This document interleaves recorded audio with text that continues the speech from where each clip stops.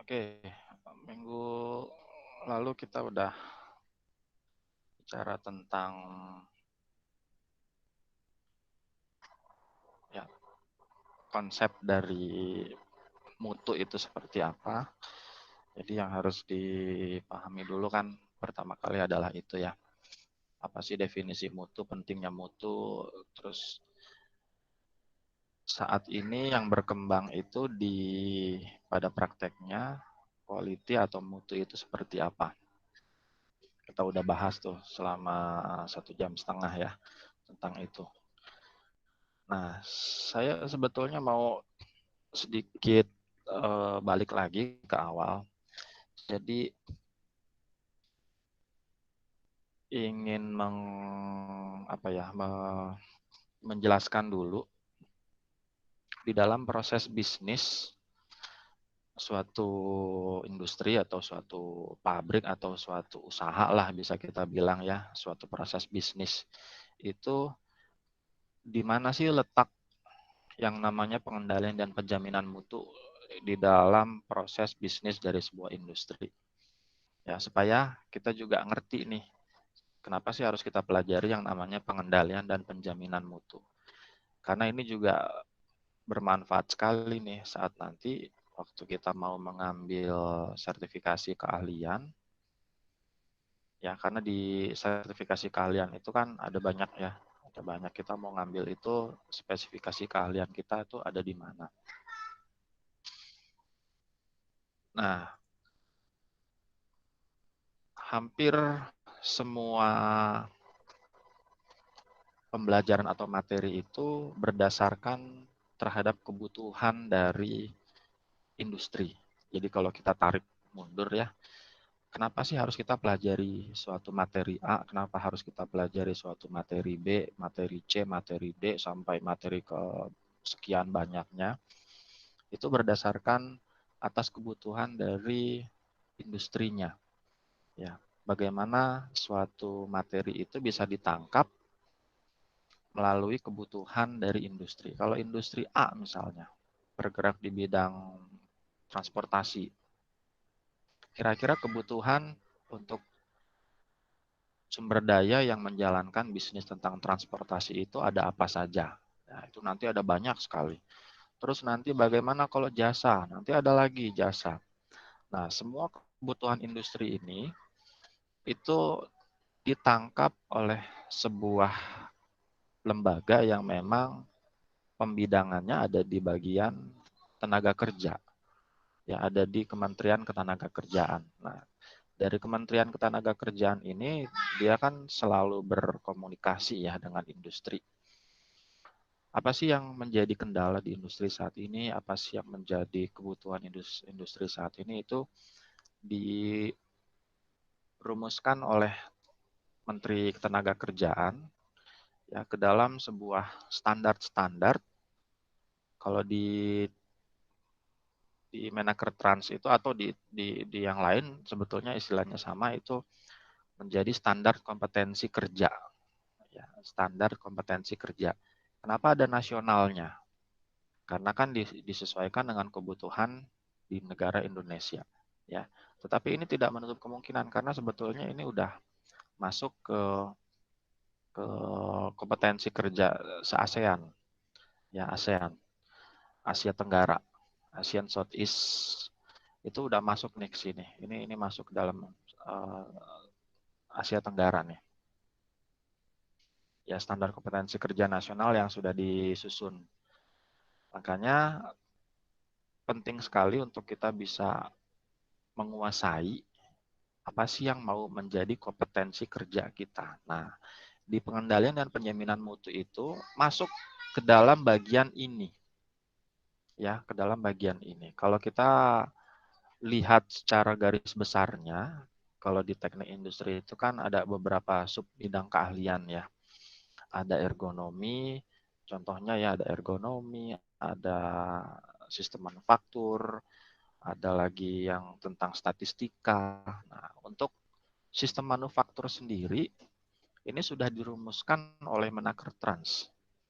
Ya, kira-kira apa sih isinya untuk kompetensi kerja keahlian di bidang manajemen sistem manufaktur. Ya, ini ada di Undang-Undang Nomor 128 tahun 2015. Jadi kalau kita mau belajar sesuatu tentang sistem manufaktur, kita cukup mengacunya ke sini. Ya, dari turunan peraturan ini itu akan ketahuan kebutuhan mengenai kompetensi kerja di bidang ini itu ada apa saja. Ya, nah ini saya mau kasih tahu nih. Ya, di sini siapa tahu nanti ada yang berminat untuk mendalami tentang quality, ya tentang quality atau secara lebih luasnya tentang sistem manufaktur. Ini ada beberapa poin-poinnya ya yang harus kita kuasai. Semacam body of knowledge. Ya, body of knowledge itu isi dari pengetahuan yang harus kita miliki. Itu namanya body of knowledge. Ini isinya nih. Ya, bisa dilihat 128 tahun 2015. Ya, ini biasalah ini. Nimbang memutuskan apa-apa bla bla bla bla. Ini pengantarnya ya. Boleh dibaca nanti. Nah, untuk sistem manufaktur ini ada beberapa klasifikasi. Ya, klasifikasi. Ada jasa, profesional, atau untuk ilmiah, atau untuk teknis. Berarti teknis itu praktisi, ya yang berkecimpung langsung bisa di pabrik, bisa di industri, ya atau juga bisa untuk golongan kegiatan kantor pusat dan konsultasi manajemen, manajerial. Ya, ini juga sama ya, konsultasi manajemen. Nah, saya masuk langsung ke intinya aja deh. Ini kan penyusunnya ya kebanyakan dari Pusdiklat Industri, Kementerian Perindustrian. Jadi mereka udah punya kerjasama dengan industri-industri, ya pasti ya, karena kan semua industri ada di bawah Kementerian Perindustrian. Nah, ini dia. Ini beberapa peta fungsi dari kompetensi sistem manufaktur secara keseluruhan. Ya, jadi di sistem manufaktur itu, ini keseluruhannya kira-kira isinya apa sih? Tujuan utama dari merancang sistem manufaktur ini ada beberapa poin. Poin yang pertama, bagaimana kita bisa merancang produk dan proses. Kalau dulu pernah diajarin di pengantar teknik industri, apa sih yang dipelajari di teknik industri? Ya, sebetulnya kita mempelajari semua hal yang berkaitan dengan suatu proses bisnis. Misalnya gini, nanti di PTLF mudah-mudahan kalau ketemu sama saya selalu kasih materi itu secara integral, jadi semua. Ya semuanya saya kasih. Memang jadinya berat banget itu mata kuliah. Nah di merancang sistem manufaktur tadi ada fungsi pertama ya. Proses bisnis itu dimulai dari apa sih? Ya dari produknya. Produk apa yang mau kita jual? Ya kan? Produk apa yang mau kita sajikan ke pelanggan? Kalau kita sudah tahu nih produk apa yang ingin kita rancang, kita buat, lalu bagaimana prosesnya? Bagaimana produk ini bisa dikerjakan? Ya, makanya ada dua bagian. Yang pertama bagaimana merancang produk, ini ada di mata kuliah perencanaan dan perancangan produk, ada lagi di rekayasa nilai, itu sama tuh. Ya sama. Fungsinya untuk bagaimana kita bisa merancang produk sesuai dengan kebutuhan dari customer. Nah, yang kemarin kita udah ngomong ya, quality itu apa? Ada hubungannya dengan kesesuaian terhadap pelanggan. Bagaimana produk ini bisa memenuhi fit terhadap apa yang diinginkan oleh customer. Nah, masuk ke sini. Ya, 1, 2, 3. Terus bagaimana kalau produknya udah tahu nih, wah ternyata memang pasarnya ada di sana itu seperti ini. Ya, produknya seperti ini. Nah, bagaimana kita bisa merancang prosesnya? Ya, proses manufaktur dari produk ini bagaimana? Ini bisa ditunjang dengan mata kuliah proses manufaktur, material teknik. Nah, kita belajar di situ. Nih, satu, satu, satu, dua.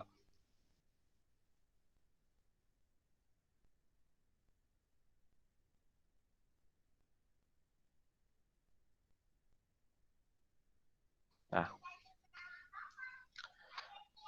ya ini poin pertama. Lalu ada lagi, lanjut lagi. Kalau produknya sudah kita tahu, prosesnya kita sudah tahu harus bagaimana merancang sistem produksinya. Ya, merancang sistem produksi itu dimulai dari apa? Dari bagaimana kita bisa merancang tata letak pabriknya, layoutnya. Ya, layoutnya mesinnya bagaimana, terus harus ditempatkan di mana, jumlahnya berapa. Ya, ini ada di sini. Terus lanjut lagi merancang sistem kerjanya. Ya, merancang sistem kerjanya. Dia harus bentuknya bagaimana, layoutnya bagaimana, alirannya seperti apa, material handlingnya apa yang harus dikerjakan. Ya, ada lagi aktivitas logistik. Nah, ini lagi sistem pemeliharaan. Ya, ada lagi yang ketiga itu merencanakan dan mengendalikan produksi. Ini ada di mata kuliah. Oh, ini ada di mata kuliah PTLF ya. Poin 2 ini. Poin 2. Termasuk ini, aktivitas pergudangan. Ini ada di mata kuliah pilihan warehouse. Ini ada di mata kuliah pilihan pemeliharaan dan keandalan sistem. Ya. Lanjut lagi, ini yang poin ketiga merencanakan dan mengendalikan produksi ada di mata kuliah PPIC. Kalau di kita itu ada sistem produksi, ada perencanaan dan pengendalian produksi, ini ada di sini semua. Ya. Ada di sini semua nih. Nah, mata kuliah kita itu ada posisinya itu ada di sini. Melaksanakan suatu pengendalian kualitas. Jadi kalau mau bicara tentang perencanaan dan penjaminan mutu, berarti akan bicara tentang bagaimana kita bisa melaksanakan pengendalian kualitas. Ya, ini yang akan kita belajar itu ada di poin keempat. Ini masuk ke dalam SKKNI ini. Ya, ini udah jadi satu kompetensi nih. Ya, namanya kompetensi pengendalian kualitas sistem manufaktur. Sudah ada. Skema di kita juga sudah ada di LSP. Kalau kita bisa ujian lalu lulus, maka berhak mendapatkan sertifikasi tentang pengendalian kualitas. Ya, sertifikasi tentang pengendalian kualitas. Artinya kita mahir, kita mampu untuk mengendalikan kualitas dan diakui oleh negara. Bahkan diakui se-Asia Tenggara. Ya, sudah diakui se-Asia Tenggara ini. Gitu. Untuk pengendalian kualitas, ada dua fungsi utama. Yang pertama itu bagaimana kita bisa memeriksa kualitas. Gimana caranya memeriksa kualitas? Ada penetapan standar kualitas, terus bagaimana kita menentukan program sampling, ya. Karena sekarang udah nggak mungkin lah nggak pakai statistik. Apalagi kalau produknya luar biasa banyaknya. Contohnya kayak apa? Garment, ya, produk produksi garment, kain, bisa baju, bisa celana, kemeja dan lain-lain. Itu mereka kalau produksi itu satu hari bisa 5.000, bisa 10.000 pieces.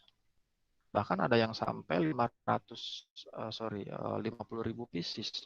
Bayangin aja kalau kita nggak menggunakan statistik ya untuk memeriksa kualitinya.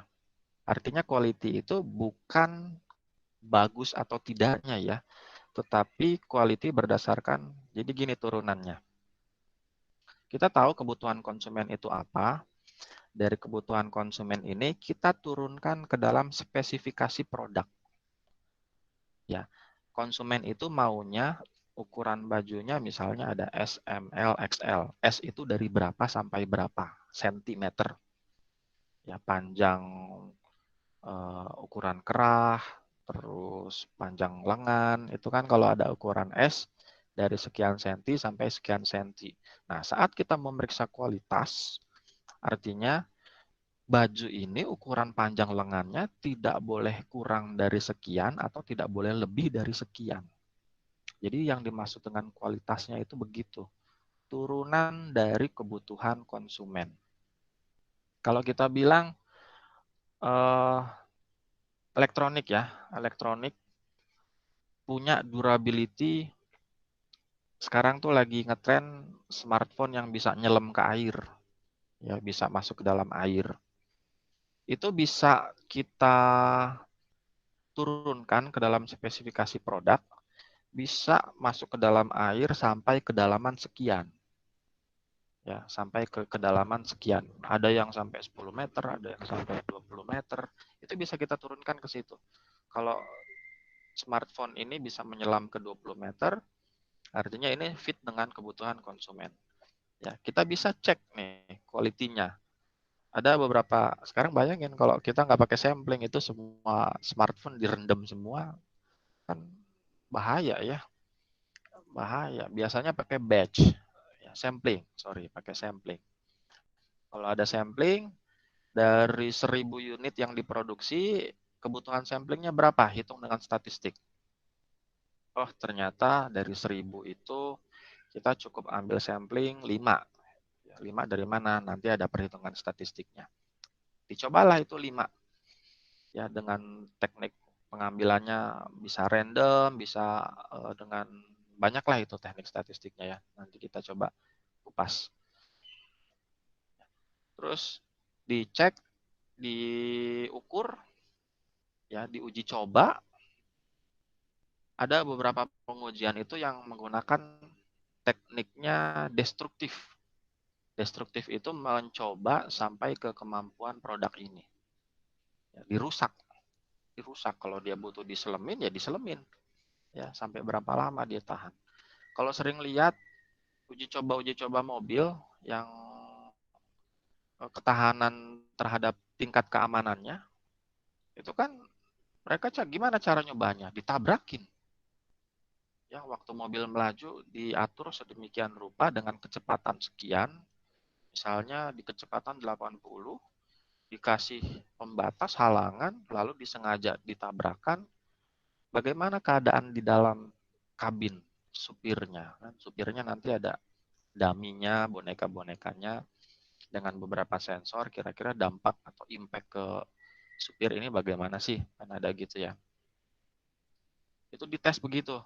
Kalau misalnya punya tingkat standar yang tinggi, karena kebutuhan konsumennya tinggi, ya di beberapa negara itu kan ada jalan tolnya yang lurus, nggak pernah ada belok-belok. Nah, mereka butuh tingkat keamanan. Atau ini, kendaraan-kendaraan untuk pejabat-pejabat negara. Ya, mereka harus punya tingkat keamanan yang sangat tinggi sekali. Tahan ditabrak, ya, tahan ditembakin. Kalau presiden itu kan udah ada standarnya tuh. Ada yang BMW, Pullman, wah itu udah bukan main itu.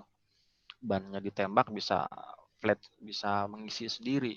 Ya itu dicobanya ditembakin, ya dites apakah sesuai dengan spesifikasi atau tidak. Nah, ini semua menggunakan statistik, sehingga kita bisa tahu kesimpulannya dari statistiknya.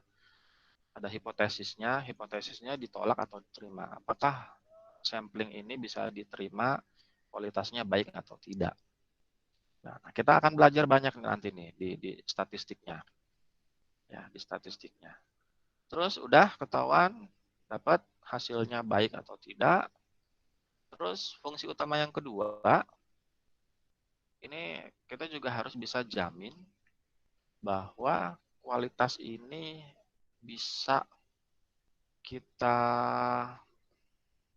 dalam artian itu kita bisa garansi bahwa kualitas produk yang kita hasilkan itu akan sesuai dengan kemauan dari customer. Ya. Karena kalau ini tidak diimbangi begini, tidak diimbangi dengan penjaminan kualitas, bisa kita bayangin, setiap produk yang kita tes itu akan banyak gagalnya. Karena kita nggak bisa menjamin kualitasnya. Ya. Kita nggak bisa jamin proses yang dikerjakan untuk menghasilkan suatu produk ini itu akan baik. Ya. Ini pasti akan berantakan nih waktu kita memeriksa kualitasnya. Karena sudah bisa dipastikan setiap produk yang ingin kita hasilkan itu baik, harus dimulai dengan cara yang baik, material yang baik, terus apalagi ya, proses yang baik, mesin yang baik ya. Kalau itu semua bisa dijamin baik semua, maka quality dari produknya juga bisa terjamin itu akan baik. Sehingga waktu kita melakukan pemeriksaan kualitas, ya QC, quality control, produknya nggak akan jauh gitu dari apa yang mau kita inginkan. Kalau di grafik distribusi normal, kita mau ada di center line-nya ya, nah, produk kita nggak akan jauh dari center line, masih di dalam batas. Batas bawahnya masih di atas, batas atasnya masih di bawah, jadi masih di dalam batas semua. Nah ini semua harus berjalan linear, ya berbarengan. Nggak bisa kita hanya menjalankan salah satu fungsi utama ini. Samplingnya, cara pemeriksaan kualitasnya bagusnya bukan main, tetapi tidak punya bagian untuk penjaminan kualitas. Ya kalau di pabrik itu, di industri, ada yang menyebutnya kalau ini quality control, ya kalau ini quality assurance, penjaminan kualitas. Ya, ini QC, yang 42 ini QA. Nah, posisi kita untuk mata kuliah ini ada di poin 4 ini. Dari 411 sampai 423. Ya. Poin 4 ini kemudian ini satu lagi ya. Sedikit lah, ini udah di luar sebetulnya. Di sistem manufaktur setelah produk ini bisa kita jamin baik, maka bagaimana kita bisa melakukan kegiatan pemasaran. Ini ada di kuliah manajemen pemasaran, terus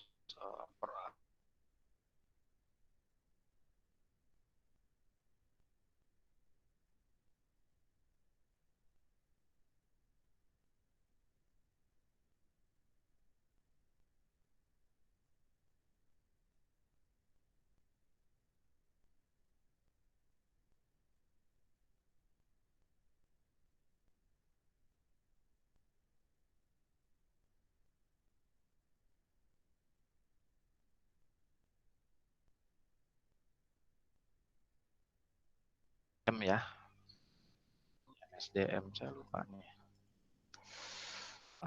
Kalau di kita namanya apa ya? Ada sih, ini ada nih. Ya, ada nih. Ada mata kuliahnya. Nomor 7, terus lanjut lagi keuangan perusahaan. Ada di ekonomi teknik, akuntansi biaya. Ya, banyak nih. Isinya ini. Isinya ini. Nah, sistem manufaktur itu kurang lebih pokok bahasannya tuh itu. Ya, itu kan udah kelihatan ya proses bisnis sebuah industri dari awal sampai akhir. Bukan hanya ngurusin produknya, tetapi sampai ngurusin ke keuangannya, ngurusin ke duit-duitnya itu. Kalau duitnya nggak diurusin, gimana caranya kita bisa yakinkan, mana tadi kebanyakan, kita bisa yakinkan proses yang akan berjalan itu akan mulus, ya, menggaji karyawan, terus mana tadi, menyiapkan, membeli mesin, ya, dan lain-lain. Jadi memang semua prosesnya ada di situ. Nah, dari semua poin itu baru disusun berupa unit-unit kompetensi. Ya, unit kompetensi itu udah lebih spesifik lagi, ngomongin tentang kalau ini satu unit, berarti ini fokusnya akan ngomongin tentang ini. Jadi nggak dicampur nih, ini hanya bicaranya tentang ini. Kompetensi unit yang kedua ini akan ngomongin tentang ini. Ya, kalau untuk sertifikasi ini berlaku untuk di semua negara, bukan hanya di Indonesia. Itu mereka pakai sistem ini.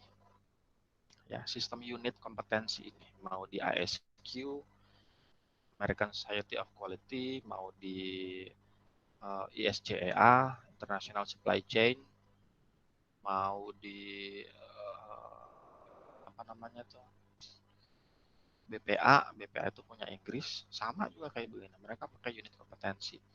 Nah, setiap satu skema itu skema kompetensi itu terdiri dari beberapa unit. Ya, terdiri dari beberapa unit. Kalau keseluruhan ini dari 01 sampai 021, sorry ini mana ya? Ya, 001 sampai ke 021. Jadi ada 21 unit itu kompetensi tentang sistem manufaktur. Wah, jadi luas banget sebetulnya sistem manufaktur ya. Kalau kita udah punya kemampuan tentang sistem manufaktur, berarti udah menguasai dari 001 sampai 021 ini. Ini udah kayak CEO jadinya nih. Kamu udah kayak pemilik pabrik itu, pemilik industri. Ya. Nah, bisa dipecah menjadi beberapa kompetensi, jadi beberapa kompetensi, skema kompetensi. Saya mau fokus langsung ke kompetensi pengendalian kualitas. Nah, untuk pengendalian kualitas itu isi unit kompetensinya dari 15 ya. 15 ini sampai ke 21. 15 sampai 21. Ini ngomongin tentang pengendalian kualitas di mata kuliah ini sama persis ya. Dimulai dari kita menetapkan standar kualitas. Gimana sih cara menetapkan standar kualitas? Kita harus tahu dulu konsep kualitasnya. Minggu lalu udah kita bahas tuh. Ada yang namanya fit to requirement. Cocok dengan kebutuhan. Kebutuhan siapa? Customer. Makanya kita bisa tentukan kualitasnya harus seperti apa. Oh, customer maunya begini. Kita tetapkan standar kualitasnya seperti apa. Ya, ukuran baju tadi contohnya. Nggak boleh panjangnya kurang dari sekian senti, nggak boleh lebih dari sekian senti. Gitu. Dan kualitas berdasarkan voice of customer. Nah, lalu udah tahu kualitasnya akan seperti apa. Penentuan program samplingnya. Kalau mau diaplikasikan ke industri, produk ini akan kita kendalikan. Ya, namanya QC, Quality Control. Maka kita harus tentukan program statistiknya seperti apa. Karena yang sekarang itu sudah berkembang mengenai sampling, maka kita tentukan program samplingnya. Jadi tidak lagi inspeksi berbasis pemeriksaan 100%. Karena pemeriksaan 100% itu sudah sangat melelahkan sekali. Ya, udah nggak efisien karena harga produknya pasti akan sangat mahal sekali. Contohnya apa? Jam tangan Rolex. Kenapa dia bisa mahal sekali? Atau tas Hermes, ya Louis Vuitton, itu, harganya bukan main karena apa? Mereka diperiksa piece per piece, nggak pakai sampling. Harganya luar biasa mahalnya. Iya, luar biasa mahalnya. Bahkan sekarang pesawat juga sama kan? Harganya kan bukan main. Mereka bisa menurunkan harga bukan dari samplingnya, tetapi dari efisiensi lintasan produksinya. Yang terjadi sekarang di Boeing dan Airbus tuh. Mereka bisa nurunin harga sampai sepertiganya. Kalau zaman dulu itu pesawat sekitar 9 sampai 11 bulan jadi satu pesawat. Ya, sekarang itu hanya 35 hari jadi satu pesawat. Tapi tidak mengurangi kualitinya karena yang diefisiensikan itu adalah lintasan produksinya. Nah, nanti mudah-mudahan tuh ada tuh di mata kuliah Lean ya, tentang itu. Kalau berminat bisa ngambil mata kuliah pilihan Lean Manufacturing. Oke, balik lagi. Ini yang 15 adalah penetapan standar kualitas, yang ke-16 adalah penentuan program sampling. Sampling apa yang harus kita jalankan? Bagaimana teknik samplingnya? Nanti kita pelajari nih. Betulnya di statistik ada nih. Sudah ada nih. Terus lanjut lagi, unit yang ke-17. Bagaimana kita menggunakan teknik statistik untuk mengendalikan sebuah kualitas. Ya, ada tools-tools statistiknya. Bisa pakai aplikasi, ada SPSS, ada Minitab, ya, ada POM, POM, bisa juga pakai itu. Di klik, keluarlah hasilnya. Nah, terus bagaimana cara kita bisa menetapkan keputusannya? Ya, atau menggunakan teknik pemecahan masalahnya. Kalau sudah tahu ini hasilnya angkanya segini, maka kesimpulannya apa? Ya, ini dibahas di unit yang ke-18. Sudah ketahuan hasilnya begini, terus penyebabnya apa, lalu dilanjutkan lagi dengan bagaimana caranya kita bisa mengembangkan rencana penjaminan kualitasnya. Ya, rencana penjaminan kualitasnya gimana nih? Terus ada lagi audit. Ya, ini audit kan pasti kaitannya dengan QA-nya, quality assurance, penjaminan kualitas. Audit ini bisa dijalankan supaya kualitas itu tetap terjamin. Ya, tetap terjamin. Melaksanakan audit internal, terus lanjut lagi menindaklanjuti keluhan pelanggan. Kalau ada pelanggan mengeluh, terus proses apa yang harus kita jalankan? Ya, itu bagian dari quality assurance atau penjaminan kualitas. Nah, ini udah jelas banget nih di SKKNI ini. Tadi ada 15 ya, nomor 15. Isinya apa? Nomor 15. Yang pertama,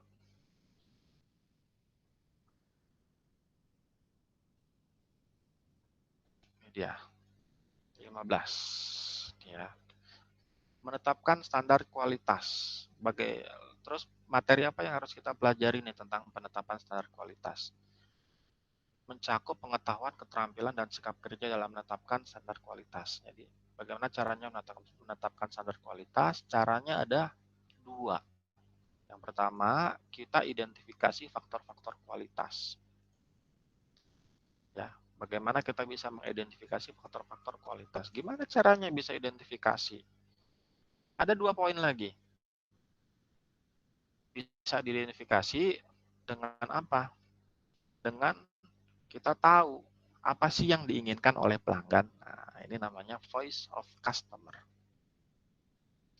Ya, bisa dengan VOC, bisa dengan HOQ, House of Quality. Kalau di KFD itu menggunakan HOQ, ya, House of Quality. Terus lanjut lagi, keterkaitan antar faktor-faktor kualitas bisa kita petakan. Misalnya kalau tadi konsumen itu maunya ukuran baju yang kalau lengan panjangnya sekian senti, terus lebarnya sekian, ada nggak keterkaitan faktor kualitas ini dengan faktor kualitas yang lain?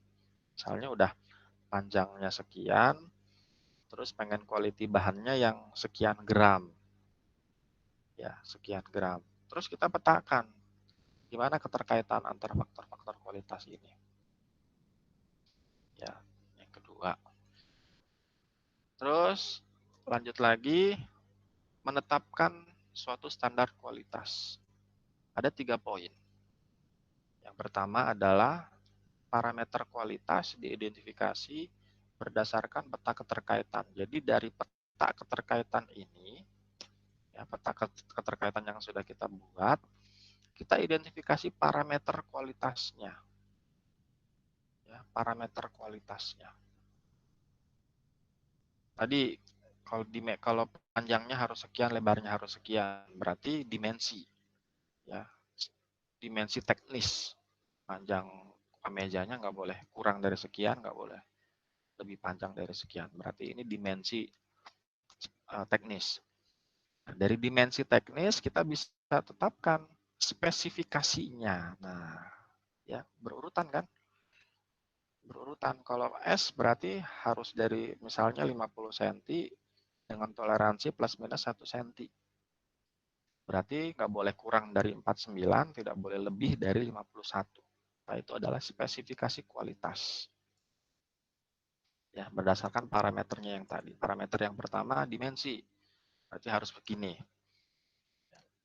Kalau sudah, baru kita bakukan, kita dokumentasikan ke dalam apa? Ke dalam suatu bisa gambar rancangan produk, bisa SOP, bisa manual book, bisa gambar blueprint, ya blueprintnya ke dalam sini, gitu.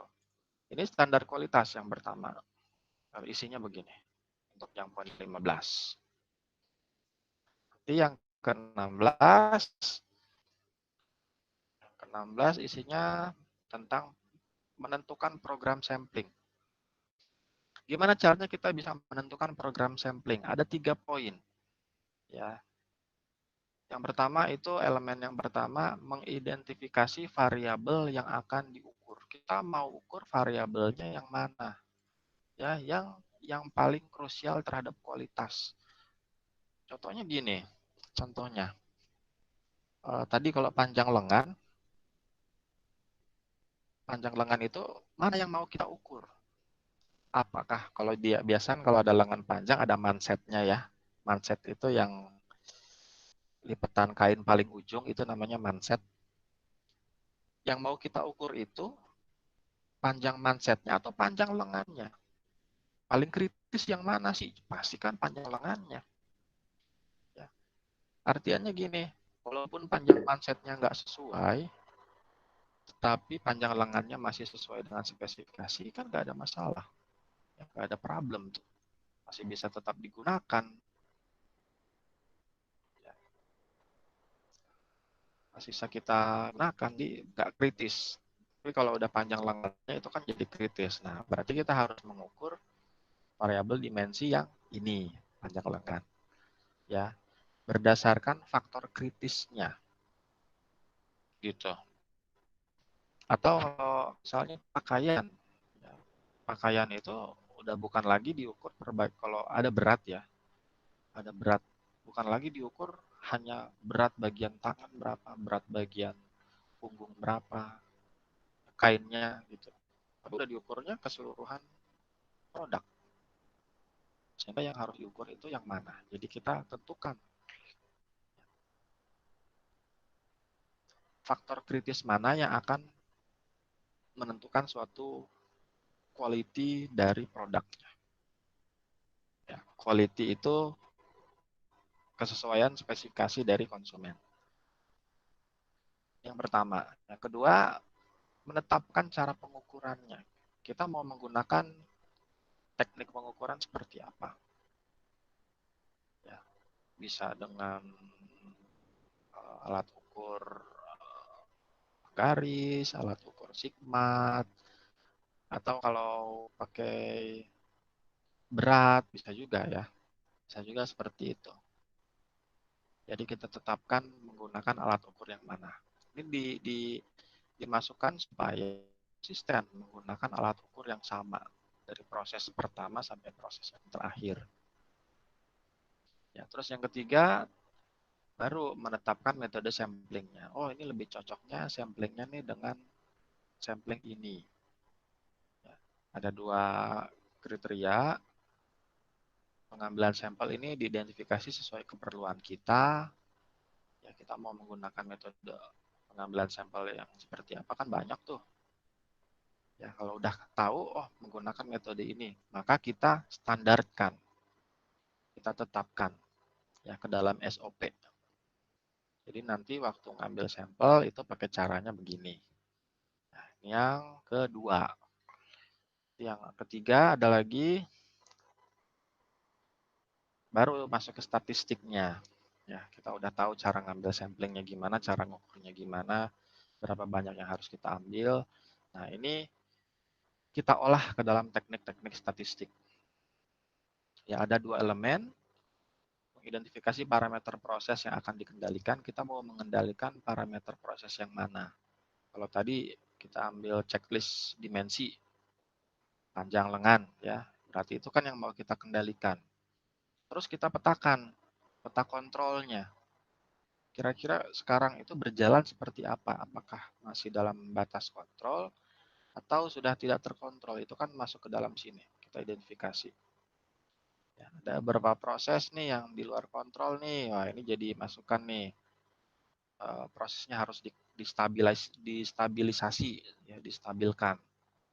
Atau bagaimana nanti perbaikan mesin, terus improvement tenaga kerja, banyak lah ya ada di sini. Terus elemen yang kedua, baru kita lakukan pengendalian kualitas statistiknya. Ini pengendalian berdasarkan parameter kritis yang tadi sudah kita tetapkan, berdasarkan metode sampling yang sudah kita tetapkan. Ya, hasil pengendalian kualitas dipetakan, ini dari sini kan dapat nih pengendalian kualitas. Terus dianalisis apakah masih sesuai dengan standar mutunya atau sudah di luar standar mutunya. Ya, ini paling kerasa sekali kalau industri makanan. Minuman aja susu itu wah hebat sekali dia quality controlnya. Dari satu proses, satu batch itu kurang lebih sekitar 5.000 liter. Mereka biasa setiap batch itu ambil sampling aja satu cup spesimen, mereka uji di lab. Tingkat keasamannya, tingkat kepekatannya, tingkat kekentalannya, ya bakterinya, gitu. Apakah ini semua masih di dalam batas standar? Gitu. Kita analisis. Oh, nilai referensinya itu harusnya tingkat keasamannya segini. Itu kan kelihatan di peta kendalinya kan. Jadi kalau ada yang tidak sesuai, kita bisa melakukan tindakan pencegahan. Ini ya, untuk penyesuaian dari parameter prosesnya. Ini yang ketiga, nih, nomor 17. 18 isinya tentang menggunakan teknik pemecahan masalahnya. Ya, udah diolah dengan statistik. Terus gimana nih kalau udah keluar misalnya tabel-tabelnya, hipotesis-hipotesisnya sudah keluar. Baru kita gunakan teknik pemecahan masalahnya untuk mencari solusi yang paling baik. Karena setiap ada masalah kan pasti dilihat nih, kira-kira saya punya alternatif pemecahan masalah itu apa saja. Ini bagus nih ditunjang dengan mata kuliah analisis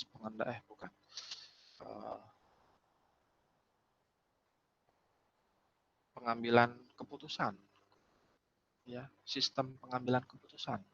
Oh itu bagus tuh. Ini untuk dipakai untuk di sini. Ya, setiap masalah yang muncul kita akan gali,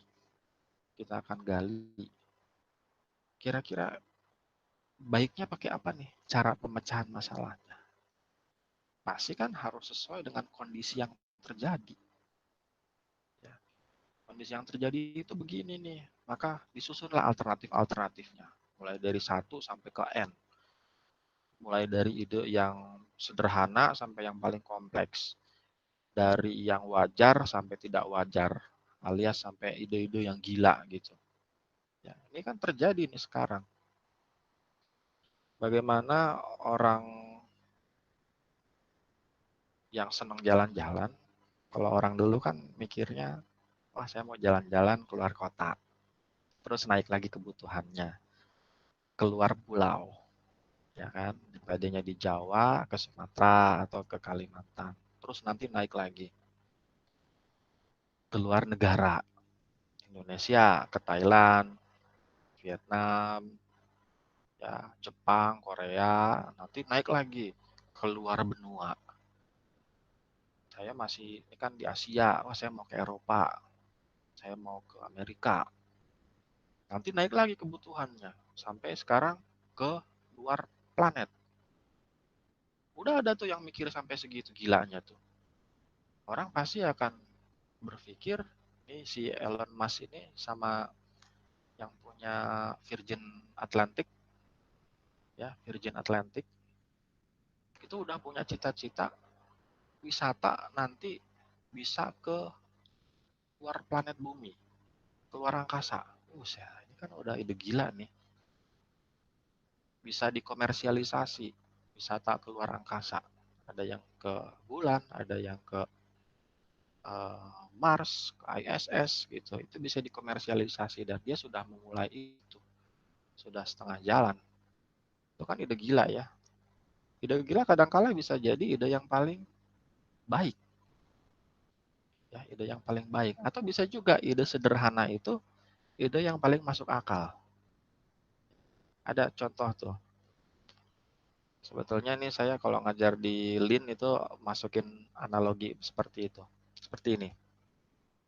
Astronot Amerika, NASA, ya mereka kan butuh alat tulis ya untuk operasional mereka selama di luar angkasa. Tetapi kalau di luar angkasa itu kan nggak ada gravitasi, nggak punya gravity.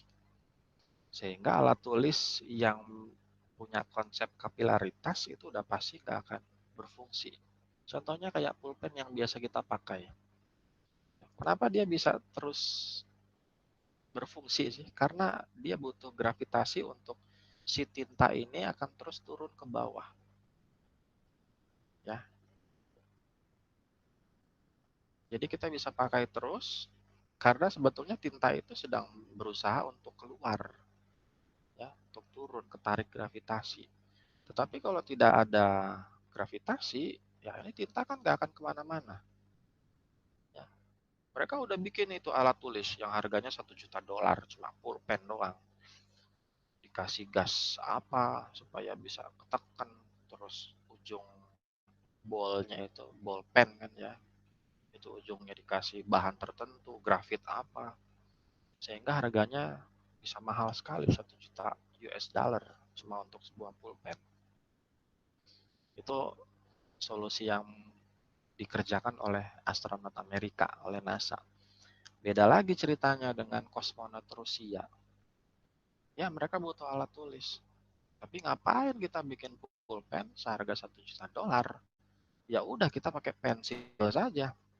Ya pensil itu kan nggak perlu diraut. Nggak perlu ada gravitasi.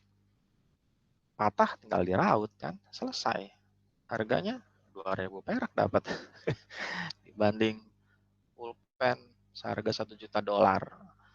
Ya mendingan dipakai buat yang lain gitu. Misalnya ngebungkus cimol buat dibawa ke luar angkasa gitu. Bawa batagor ya, Pak. Tagor. Ya, kadang-kala begitu. Ide yang paling sederhana ternyata yang paling masuk akal. Ya. Nah, ini masuk ke sini.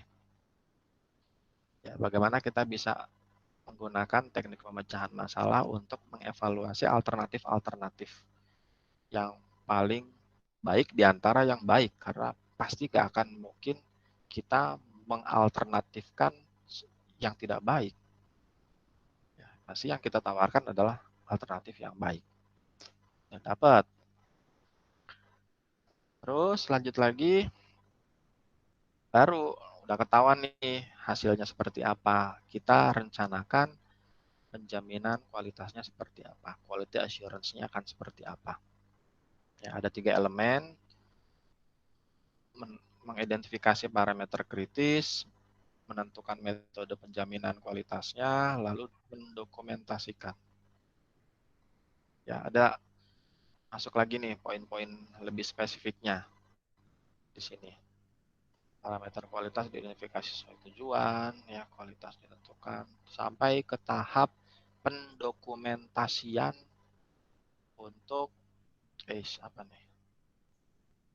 Pendokumentasian untuk quality assurance-nya. Ya, jadi kan pasti ada format-formatnya. Sama kayak di kita kan kalau tiap akhir semester dan tengah semester itu ada ujian ya. Nah, itu ada formatnya bahwa setiap soal itu isinya harus mencakup apa, itu ada di situ. Itu kan format. Ya, supaya teknik penjaminan kualitasnya itu konsisten antara satu pengampu dengan pengampu yang lain itu harus sama. Nah, gitu.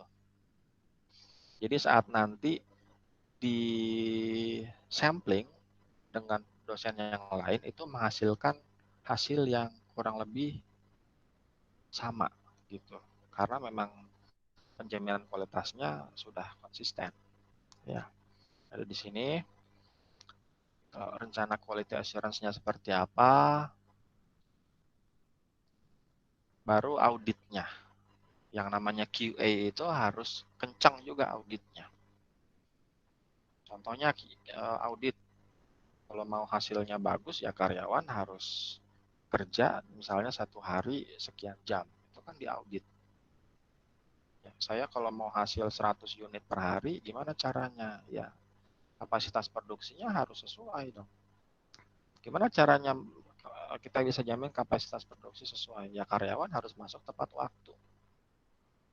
Ya, dalam 1 jam dia harus menghasilkan sekian. Nah, itu bisa taunya dari mana? Dengan audit-audit.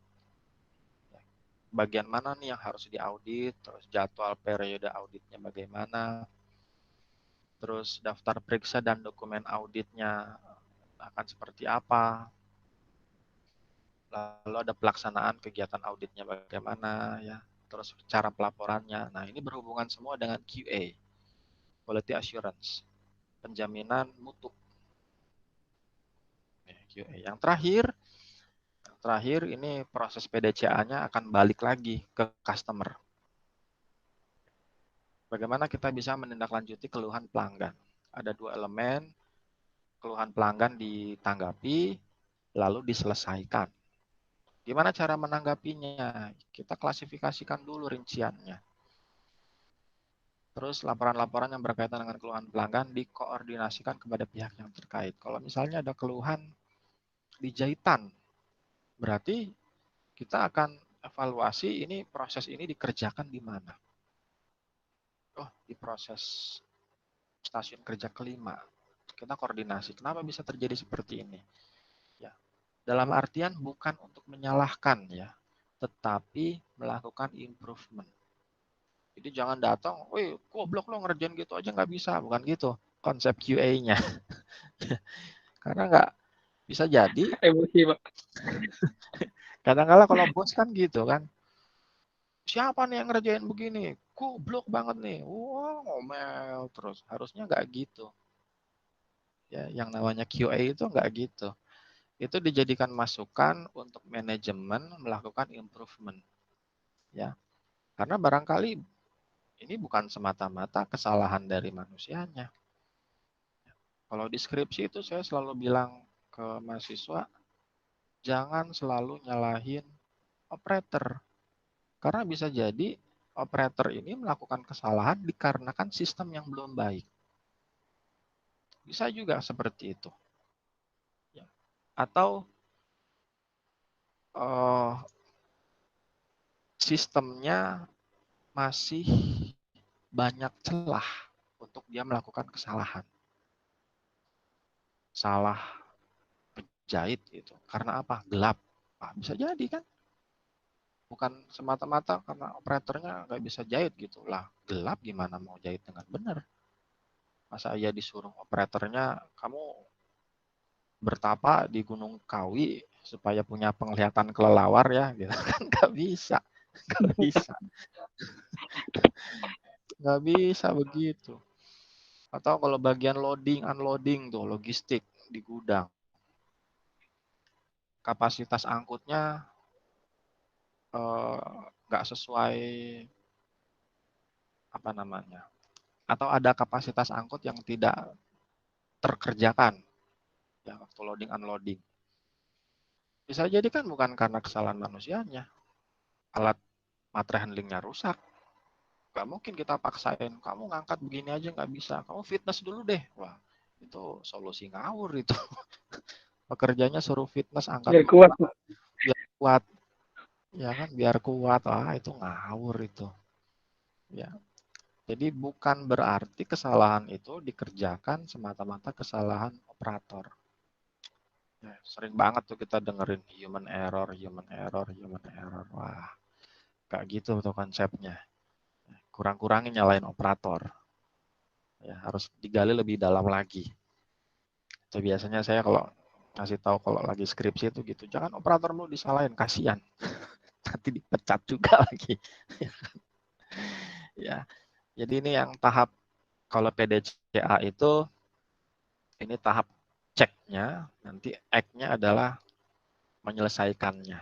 Nanti perencanaannya adalah sesuai dengan inputan dari pelanggan. Kalau suatu produk itu harusnya begini loh. Nah, itu kan jadi perbaikan prosesnya. Ya. Ini 21 habis. Nah, untuk bisa punya sertifikasi pengendalian kualitas itu harus lulus ujian assessment itu di 6 unit tadi. Nah, tadi. Ya, baru bisa dapat diakui. Nah, 6 unit ini. Dari unit ke-15, 16, 17, 18, 19, 20, 21. 7 ya. Sorry, ada 7 unit. 7 unit.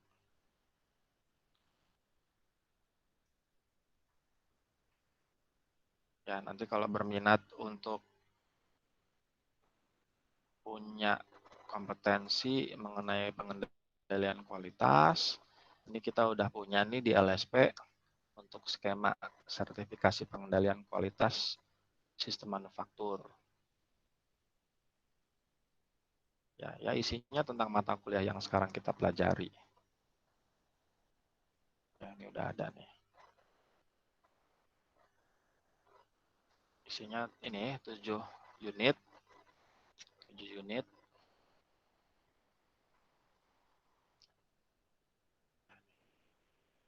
Nanti saya coba upload ya di Classroom. Nanti akan di assessment. Assessmentnya ya isinya tentang ini. Tentang 7 unit ini. Ya.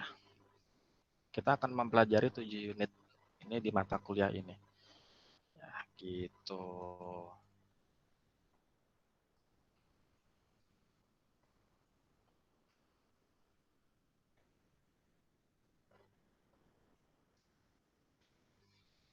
Ya, itu mengenai posisi kita, posisi mata kuliah ini di dalam proses sistem manufaktur itu ada di mana? Ya, ada di situ. Ya, panjang sekali tuh. Nah, udah jam 3 aja nih. Oke, saya mau izin sedikit ya, di extend sedikit waktunya. Iya, Pak. Udah ada kuota kan ya? Saya sih udah terima tuh kuotanya. Tapi nggak Saya nggak kepakai. dapet, Pak. Saya nggak dapat, Pak. Ya, masa sih? Ini Harusnya ada patah-patah, itu. Pak. Ya, tadi live mulu, Pak. Keluaran mulu, Pak.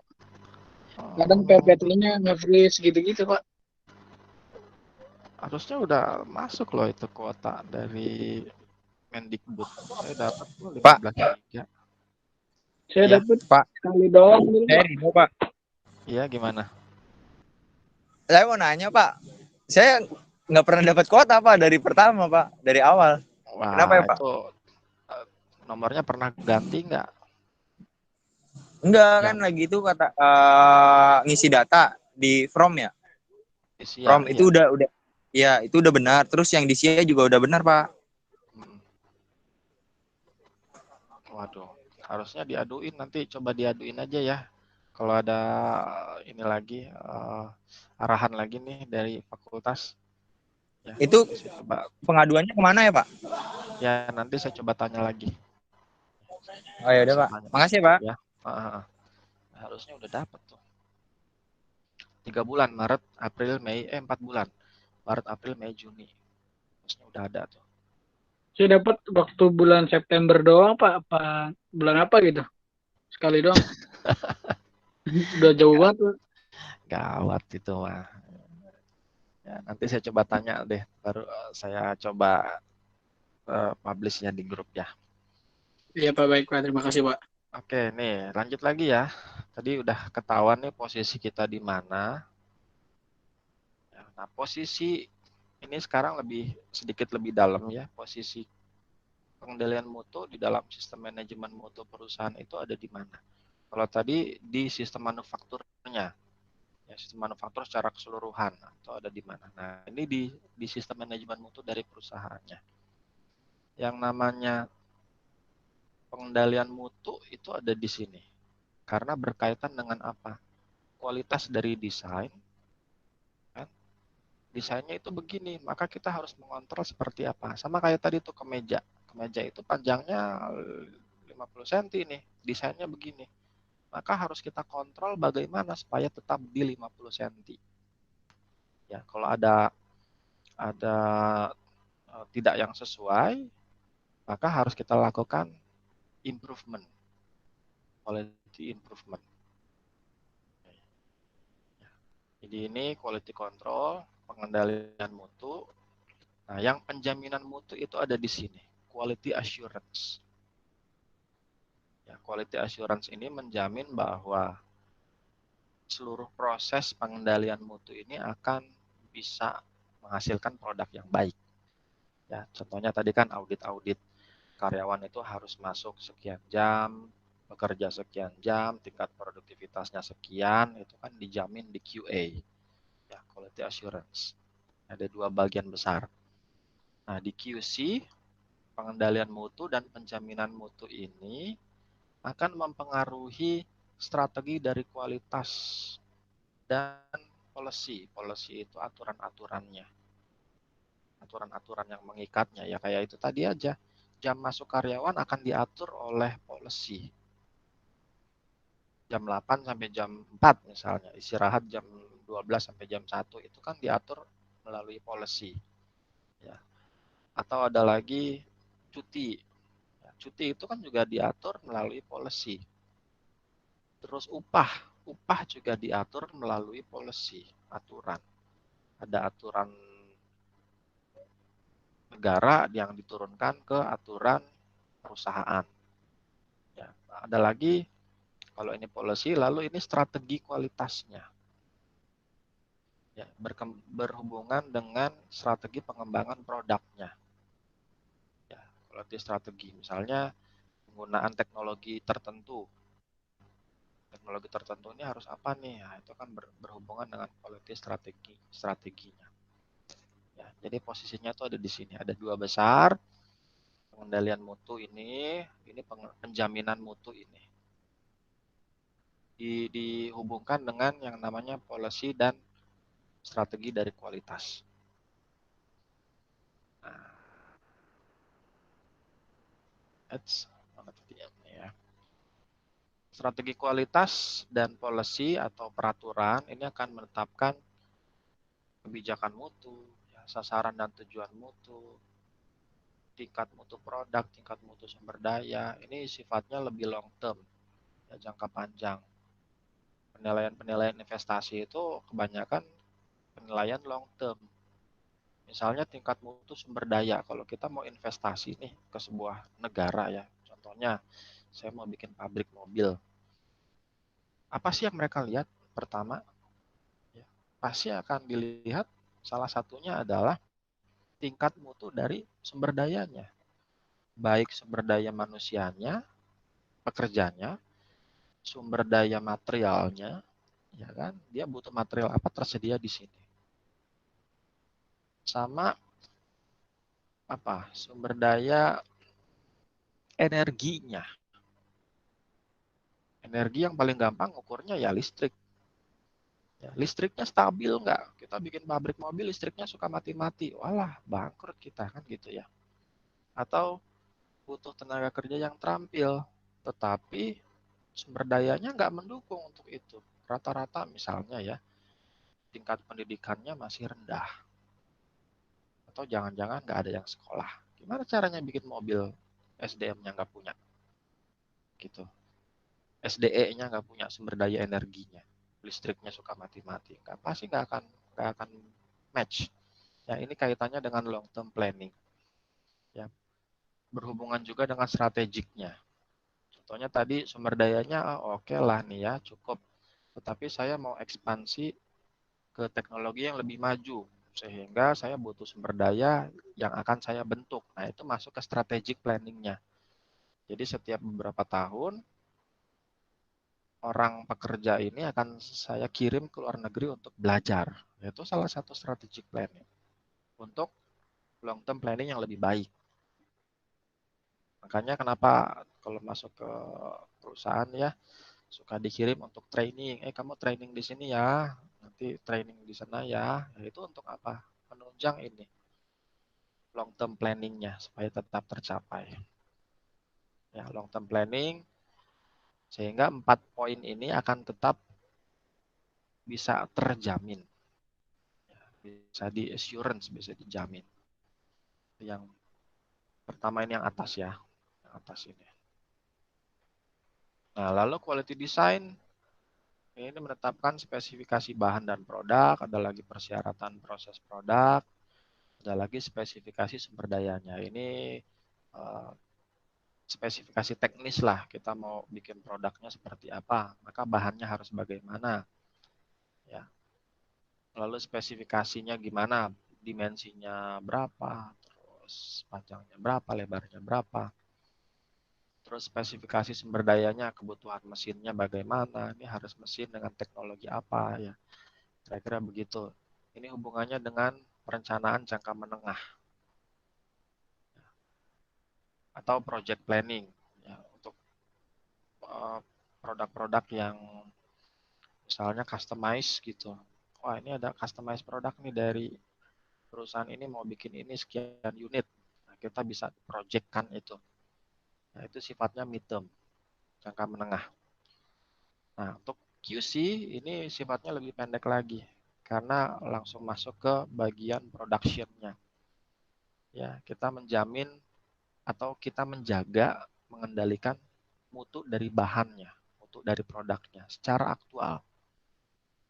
Ya, kan nggak mungkin samplingnya sekarang, terus diujinya nanti tahun depan. Lah, buat apa? Ya, buat apa? Nggak ada fungsinya jadinya. Berarti kan harus aktual. Samplingnya sekarang, maka harus diuji sekarang. Gitu. Secara aktual. Terus ada lagi mutu proses produknya secara aktual. Pengamatan secara langsung. Proses produksi yang terjadi di lintasan produksi itu seperti apa. Ada lagi mutu lingkungan proses secara aktualnya. Ya, ada ruang produksinya, warehousing-nya, storage-nya. Ini semua dilakukan secara aktual. Nah, ini lebih bersifat ke short term planning, perencanaan jangka pendek karena udah fokusnya ke real time. Ya. Ya. Ada lagi quality improvement tentang perubahan spesifikasi atau perubahan cara proses produksi atau perubahan mutu sumber daya karena berkaitan dengan spesifikasi konsumen yang tidak terpenuhi. Ya, kalau ada spesifikasi konsumen yang tidak terpenuhi, maka harus dievaluasi, lalu dilakukan improvement. Pernah terjadi di Samsung kan, S berapa ya? Saya lupa tuh. Yang baterainya itu meledak. Mereka udah lakukan improvement, ya, dirubah spesifikasinya, terus ada proses produksi yang dirubah, tetapi ternyata tetap tidak berhasil. Akhirnya karena tidak berhasil, mau nggak mau mereka recall. Produknya dianggap discontinue. Ya. Di Honda juga pernah tuh. Di beberapa keluaran mobil Honda itu, dia punya disc brake, itu dilaporkan failure atau gagal fungsi. Ya, gagal fungsi di beberapa mobil Honda dengan kode produksi tertentu. Dapat laporan begitu, mereka akhirnya improve. Wah, ini harus diperbaiki nih. Di proses produksinya dirubah, untuk produk yang sudah keluar, yang sudah terjual itu, maka diberikan assurance, ya, quality assurance-nya dengan apa garansi. Mereka bisa ganti itu dengan gratis. Gitu. Ya, itu berkaitan dengan improvement. Improvement sifatnya lebih ke midterm. Ya, midterm karena ngomongnya tentang perbaikan sekarang untuk hari esok. Kalau saya perbaiki sekarang, nggak langsung dirasakan. Pasti dirasakannya nanti besok. Jadi ini, contohnya tadi ya, produknya di-improve lebih baik, masuk ke customer merasakan, baru customer memberikan feedback. Ya. Kalau ini kan enggak, diperbaiki sekarang, maka hasilnya akan kerasa sekarang juga, aktual. Kalau improvement dan ini enggak nih, improvement ini. Nah, lebih ke midterm. Nah, terus ada lagi yang tadi penjaminan mutunya. Ini bagaimana kita bisa menetapkan sistem mutunya, ya, kinerjanya, audit-audit, terus perbaikan sistem mutu. Ini lebih bicaranya tentang development atau rencana pengembangan untuk masa depan. Ya, rencana pengembangan untuk masa depan. Udah ngomongnya jauh, udah bukan bukan long lagi, tetapi future. Ngomongnya udah tentang masa depan. Nah, di dalam pengendalian mutu ada prinsipnya. Dimulai dari ini ya. Di industri itu kita kenal SIPOC, supplier, input, proses, output, customer. Di sini ada customer nih. Di sini ada customer, di sini sebetulnya ada supplier. Nah, input ini akan diproses, ya, diproses menjadi output. Nah, sebelum bisa menjadi output, proses ini harus kita lakukan pengukuran. Ya, kita lakukan pengukuran di sini. Kita lakukan pengukuran, dapat feedback, lalu kita nilai apakah sesuai dengan spesifikasi atau tidak. Kalau tidak, maka regulator perusahaan itu akan melakukan tindakan koreksi. Maka dia koreksi, maka harus menjadi seperti apa prosesnya. Ya, jadi apa prosesnya. Ini feedback berkaitan dengan yang sudah dikerjakan, hasilnya menjadi seperti ini. Tapi ada lagi cara yang sekarang itu lebih modern ya. Sebelum kita melakukan proses, kita sudah melakukan feed forward. Jadi dikasih dulu, kamu nggak boleh begini ya, kamu nggak boleh begitu ya, sehingga prosesnya akan bisa terjamin. Gitu. Sebelum dilakukan prosesnya sudah dilakukan tindakan pencegahan, ya, sama dengan kayak KPK tuh, ya, KPK. Bagaimana caranya kita bisa menurunkan korupsi? Ya. Saya sih cenderung setuju dengan pemikiran-pemikiran tugas utama KPK itu bukan melakukan OTT, ya, tetapi harusnya ditekankan fungsi pencegahannya. Jangan sampai terjadi dong. Bukan sudah sengaja terjadi terus ditangkap-tangkepin, karena nggak akan selesai. Gitu.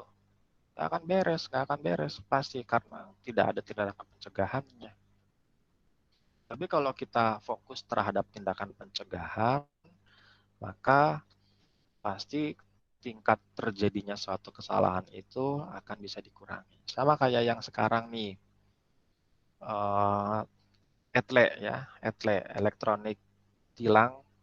Elektronik tilang itu kan fungsinya sebetulnya untuk pencegahan salah satunya.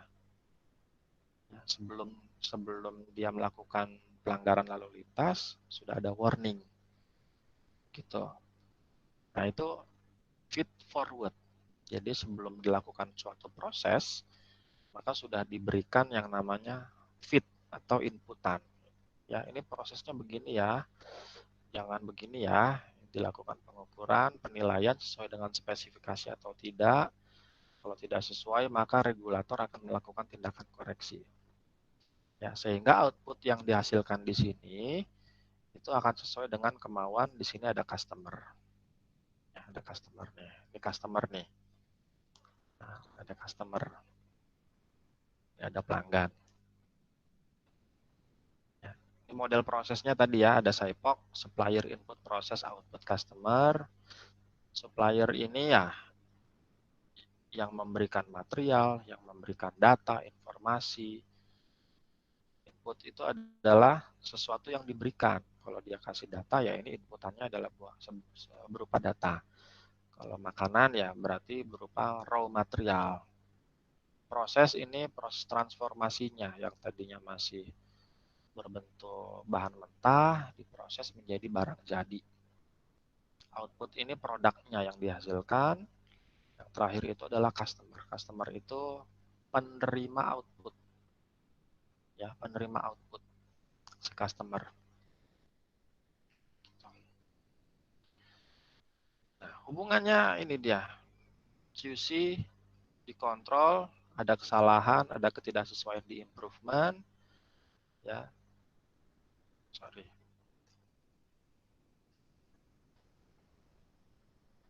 Lalu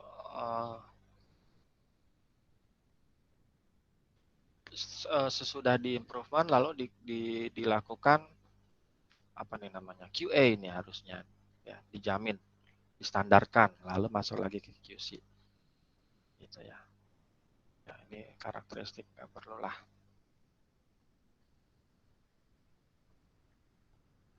Nah, sisanya nanti bisa dibaca. Oke. Saya upload nanti ya bahannya nih. Sampai sini ada yang mau ditanya? Cukup, Pak. Pak, mau nanya dong Pak. Buat itu Pak, saya nanya yang sertifikasi itu Pak. Ya, boleh. Kalau itu dia ujiannya bersifatnya tertulis atau ada praktek langsung gitu Pak? Ada 2 assessment. Yang pertama itu pertama kali pasti akan disodorkan ada 3 malah wawancara dulu ya, ditanya pemahamannya sedikit, terus lanjut ke ujian tulis, terakhir baru praktek. Jadi ada 3 kali. Berarti harus lulus 3-tiganya baru Iya. bisa dapat sertifikasi gitu. Iya betul. Oke Pak. Iya. Setelah lulus semester ini bisa langsung ngajuin lah sebetulnya. Jadi nggak harus nunggu nanti. Bayarnya berapa sih Pak kalau buat gitu Pak? Yang saya tahu sih informasi yang beredar nanti coba di cross check lagi aja ya, itu kurang lebih 1 juta lah kalau nggak salah. 1 juta. Tapi itu kalau misalkan kita tes nih Pak, nggak lulus nih, tapi nanti misalkan kita mau tes lagi bisa kan Pak? Biasanya sih dikasih perbaikan sama asesornya. Ini kamu kurangnya di sini nih, poin ini perbaiki dulu, nanti ada ujian ulang dengan asesornya. Tapi waktunya nggak lama, biasanya nggak akan lama, bisa paling 1 hari 2 hari gitu. Oh ya Pak. Ya, sertifikatnya punya labelnya BNSP, jadi diakui negara, bukan abal-abal. Kalau misalkan sertifikatnya udah keluar itu berlakunya berapa tahun Pak? 3 tahun. 3 tahun ya Pak? Harus diperbarui lagi Pak? Iya, 3 tahun diperpanjang lagi, 3 tahun perpanjang lagi. Berarti setiap perpanjang tes lagi gitu Pak? Atau gimana Pak? Tapi nggak kayak tes waktu mau pertama ya. Paling hanya wawancara sedikit aja. Udah ngerjain apa aja nih? Oh ngerjain ini gini-gini. Oh ya udah gitu. Biasanya gitu doang. Oh, kayak tes kayak awal lagi gitu Pak? Sama kayak perpanjang SIM. Perpanjang SIM kan nggak perlu ujian lagi kan? Enggak. Iya kayak Malang gitu bilang aja. sama itu Pak. Kayak gitu. Ya, cuma ditanya-tanya sedikit, udah, oh ya udah gitu. Oh gitu tuh Pak. Iya. Ya Pak, oke Pak. Iya. Zaman sekarang harus punya sertifikasi. Kalau nggak punya, Iya Pak. Repot kalau nggak ntar Pak. repot bener. Apalagi udah masuk industri, pasti ditanya pertama bukan IPK-nya, punya kemampuan apa gitu. Pasti gitu.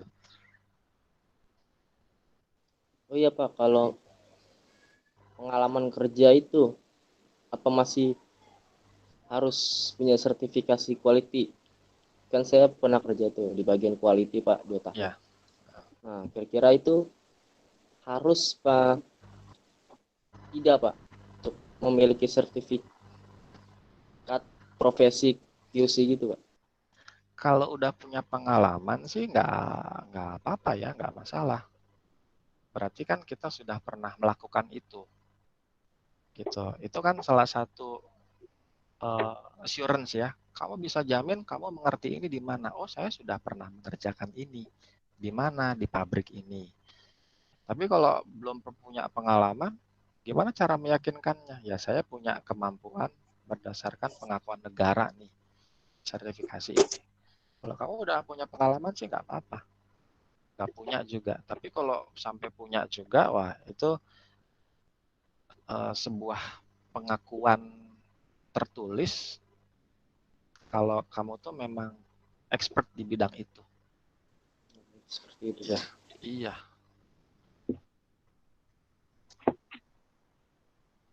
Sekarang mahal itu sertifikasi dihargainnya. Maksudnya dihargain Mahal. pabrik ya. Dihargain pabrik Iya, itu Pak. udah Paham, paham. jadi iya udah jadi daya tawar tuh. Bapak berani gaji saya Jadi berapa nih? Gitu. jadi tolak ukur Pak ya. Jadi tolak ukur. Ya, jadi tolak ukur.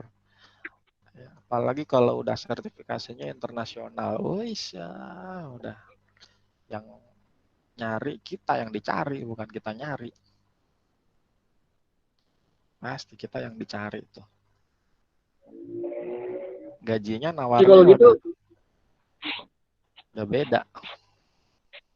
berarti kalau misalkan kita udah megang sertifikat internasional nih Pak, terus ntar kita dihubungin sama PT kali ya Pak ya? Bisa aja Iya, bisa. ya Pak? Dicari ya? Bisa dicari. Kalau Bikin kayak aja, gitu dapat Iya, info mantap dari ya. tahu ya. bikin aja LinkedIn, ya bikin LinkedIn, terus isi itu semua, wah itu pasti tawaran berdatang-datang semua tuh, pada berdatangan tuh. Oh, harganya udah beda, udah beda, udah mainnya udah 2 digit ke atas. Ih, mantap. Iya, udah 2 digit ke atas. Siapa tahu minat nanti nggak ya memang nggak murah sih, nggak murah. Kalau quality itu yang terkenal itu ada dari ASQ sama IASSC, itu tentang quality. Rata-rata harganya sekitar 5 jutaan ke atas buat ujiannya doang. Buat ujiannya doang. Saya waktu itu ngambil yang cuma middle, kelas menengah itu udah harganya udah hampir 2 jutaan lebih tuh. Itu masih grade. Kalau dari 5 kan ada grade-grade-nya tuh. White, yellow, green, black. Saya masih di yellow. Masih di yellow. Ya udah lumayan tuh harganya. Apalagi kalau udah paling tinggi itu sabuk hitam. Waduh udah luar biasa harganya. Ya, sambil diisi ya Tapi kalau gitu, lisensinya. ya, Pak, kalau gitu harus bertahap apa bisa langsung yang paling tinggi gitu Pak? Bisa lompat. Oh bisa. Kalau Kalian bertahap setelah ini naik satu gitu. bisa lompat, tapi jurusnya harus udah dipahami ya. Tapi harus pedas gitu ya Pak? Iya, udah benar-benar ngerti itu apa yang mau dikerjain. Sama aja kayak SD, SMP, SMA kita mau loncat ke SMA, sebetulnya bisa aja. Asal kita ngerti SMA itu belajar apa. Iya, jadinya akselerasi gitu ya Pak?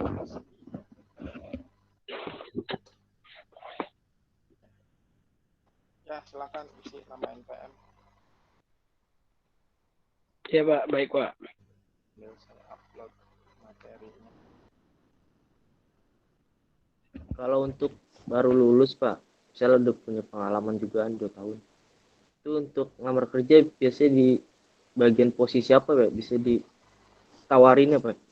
Sesuai dengan pengalaman. Berarti operator gitu atau di atasnya Pak? Operator minimal sama ya, minimal sama. Kalau pernah jadi operator ya minimal apply-nya di posisi yang sama. Tapi kalau misalnya nih udah punya pengalaman, terus sudah punya pengakuan sertifikasi, itu bisa naik kelas. Supervisor gitu. Bisa loh. Bisa juga. Atau langsung CEO gitu. Wih, jauh banget Pak. Bisa. Bisa, Langsung CEO. bisa mimpi. Oh ya Pak, tadi Aduh. Raka Wijaya udah izin ke Bapak belum Pak? Kenapa tuh? Tadi dia katanya ada urusan ya, tapi nggak tahu dia udah absen atau belum ini. Coba aja diisiin aja Kayaknya ya. belum. Oke Pak. Iya, oke. Diisi aja, diisiin. Ya, yang nggak bisa isi tolong diisiin. Baik Pak, baik Pak. Pak, saya mau nanya,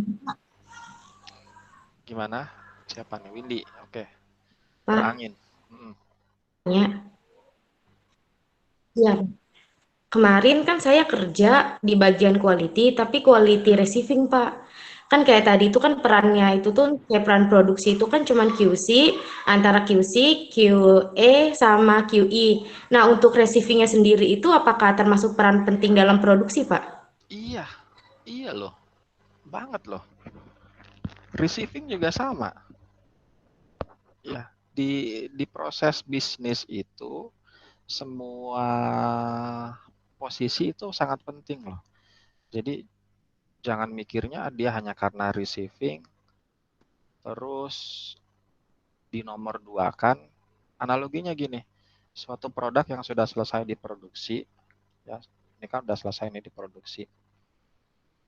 Gimana supaya produk ini bisa sampai ke customer dengan tepat waktu? Proses receivingnya kan harus benar. Ya harus disimpannya bagaimana, terus apalagi sekarang tuh banyak gudang-gudang logistik Logos ada lagi. Wah itu coba bayangin tuh Logos ya kalau receivingnya nggak benar. Kebayang nggak? Pernah lihat nggak ke dalam? Pernah, Pak. Pernah kan? Bayangin aja itu dalam satu hari aja mereka throughputnya produk tuh bisa sampai 10 juta produk unit ya. Karena masuk banyak tuh dari Lazada, dari Shopee, dari biasanya apa aja ya? JDID masuk ya. JDID kalau mereka nggak lakukan warehousing dengan benar, apa yang akan terjadi? Itu produk mampet semua di sana. Ya. Jadi receiving itu juga penting. Nah, harus dikontrol. Ya, cara kontrolnya mungkin agak beda dengan produksi ya. Cara kontrolnya. Lebih ke pengontrolannya kayak sistem FIFO-LIFO-nya, terus layout penyimpanannya harus optimal, dijamin juga sama assurance-nya. Ya.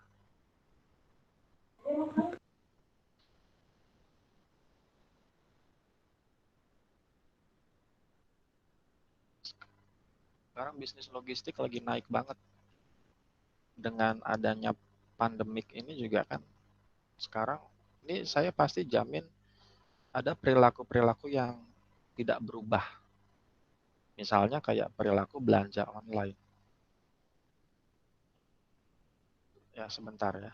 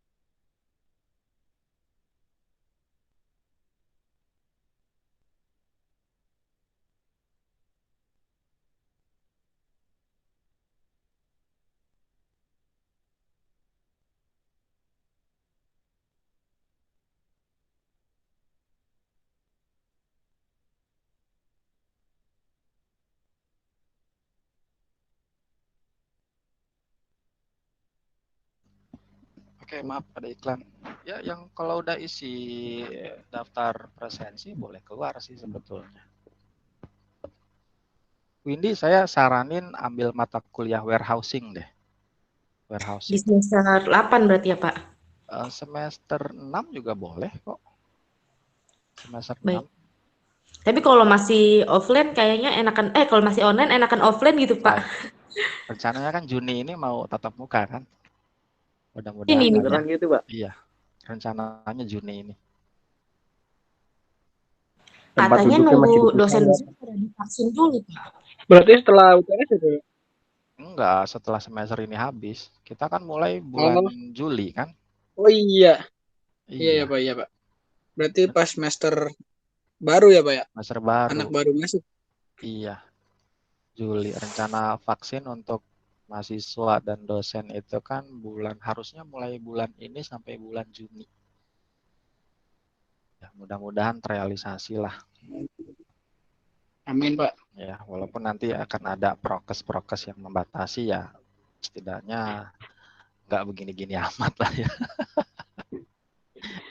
Capean belajar online sih Pak kalau kata semua Pak. Aduh, mikirnya lebih tajam. Iya, emang apalagi banyak juga dosen yang cuma ngasih materi suruh baca sendiri.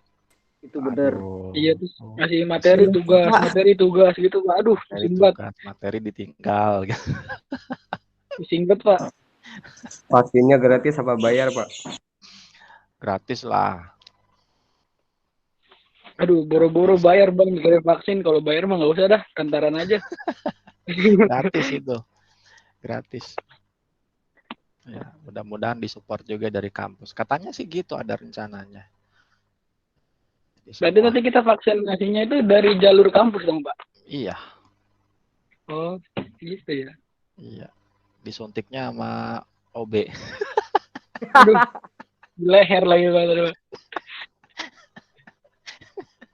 Kejang-kejang. Biar cepet. Biar cepet. Oh Selesai. enggak, dia nih nyuntik sendiri dah gitu. Nyuntik sendiri, tersakau lah ya. Biar jangan.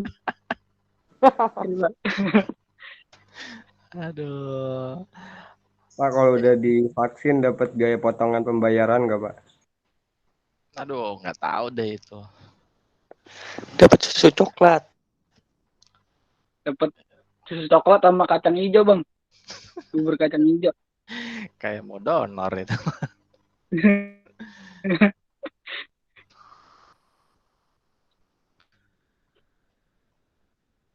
Udah, ini udah isi semua nih presensi. Kayaknya udah Pak. Ya. Oke, kita ketemu lagi minggu depan ya. Minggu depan. Ya Pak, baik Pak. Sama lah caranya. Pak. Ya. Saya Rido Pak. Ya. Ada yang saya ingin tanyakan Pak. Apa tuh? Gini ya Pak. Ada rekan kita Pak dari mahasiswa industri. Dia ada penunggakan biaya. Iya. Dia sudah bayaran Pak. Nah, terus dari Bu Dovina tadi konfirmasi juga, dia udah ngomong sama Bu Dovina sama pihak fakultas gitu. Nah, itu katanya bisa ngikut perkuliahan, tapi dari pihak Renku tuh malah disuruh cuti, Pak. Itu kenapa ya, Pak? Itu kapan itu konfirmasinya? Ini hari ini Pak, tadi barusan. Hari ini ya. Hari ini. Saya nggak tahu nih KRS itu masih dibuka atau enggak. Kalau dari informasi terakhir yang saya terima sih hari Sabtu itu terakhir dibuka untuk input KRS baru. Ya, hari Sabtu. Kalau udah lewat hari Sabtu ya memang udah nggak ada pilihan lain untuk bisa aktif, jadi harus diurus ininya. Nah, saya coba tanya dulu ya, masih dibuka atau enggak. Kalau memang masih dibuka bisa aja ngisi sebetulnya. Kalau keuangan kan rada nyeleneh ya. Bagian keuangan tuh aduh. Iya Pak. Nggak habis pikir deh itunya. SOP-nya kayak apa. Tapi si beliau ini udah bayaran di semester ini Pak. lunas. Iya, bayarannya kapan? Tapi tiba-tiba kok disuruh cuti? Iya, bayarannya kapan? Bayarnya 2 hari atau sehari yang kemarin dia ngomong saya kayak gitu, Pak. Nah, kan informasi yang udah dipublish itu kan nggak boleh telat. Dia bayaran tuh hari Minggu Sabtu, Pak. Hari Minggu lagi, aduh. Saya harus tanya dulu nih kalau hari Minggu sih.